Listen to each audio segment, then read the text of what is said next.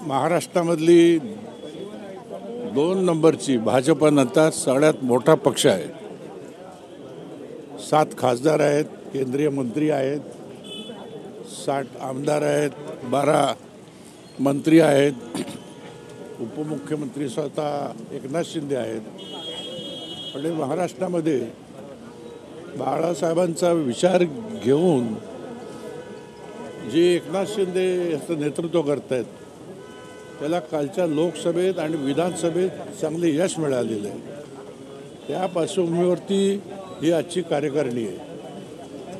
आगामी मुंबई महानगरपालिका, नवीन मुंबई, ठाणे, कल्याण, डोंबिवली या ठिकाणी सुद्धा शहरी भागातील जो मतदार आहे आणि ज्या पद्धतीने एकनाथ शिंदे यांनी मुख्यमंत्री म्हणून आणि आता उपमुख्यमंत्री म्हणून जे समाजाभिमुखी काम त्यांचं चालू आहे, त्यामुळे चांगला प्रतिसाद या निवडणुकीमध्ये आमच्या शिवसेनेला मिळेल।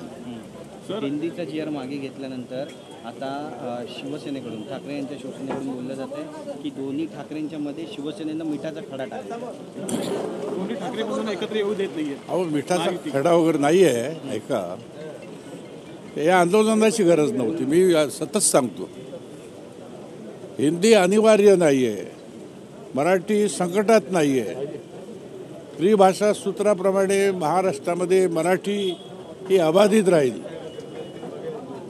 संपूर्ण 12 कोटी महाराष्ट्रामध्ये मराठीवरती कुठलंही संकट नाही आहे। हे संकट आलंय म्हणून भासवायचं आणि मराठी लोकांच्या हितासाठी आम्ही काहीतरी करतोय म्हणून दाखवायचं। मराठी माणूस खरं म्हणजे ह्या विभाजनामुळे मराठी माणूस संकटात आलाय, भाषा नाही।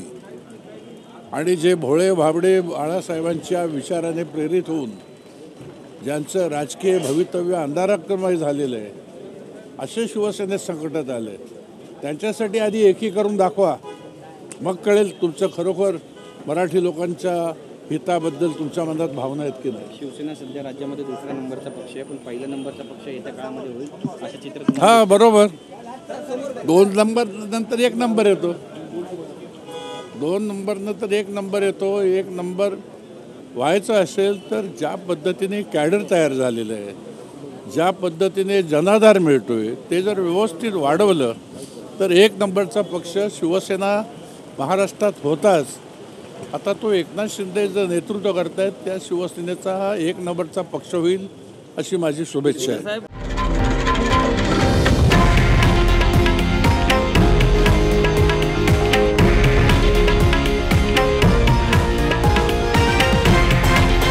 हे आहे देशातील नंबर 1 न्यूज नेटवर्क आणि आपण पाहत आहात TV9 मराठी, एकमेव।